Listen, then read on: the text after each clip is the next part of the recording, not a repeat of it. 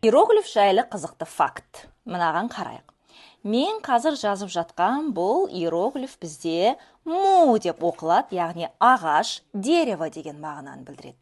Суретіне қарасақ та өсіп тұрған жапырағы бар ағаш сияқты, иә. Енді осы иероглифті екі рет жазайықшы, бірақ бір-біріне жақындау жазайық, иә, екі иероглифті. Сонда бізде лин деген сөз шығады, яғни бұл ағаштар жиынтығы, ағаштар деген сөз екен.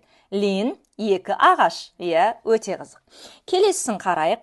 Осы иероглифті енді үш рет жазайықшы. Бір ағаш, екі ағаш, үш ағаш. Мынау бізде сын деген сөз шығады, яғни мынау орман деген мағына екен. Яғни үш ағаш, ағаштар көбейсе, ол орман болады емес па? Енді мынау иероглифпен мынау иероглифті қосайық, қандай сөз шығады екен? Мынаға назар аударайықшы. Мынау иероглифті жазамыз, бұл қалай оқылады бізде? Сын деп оқылды.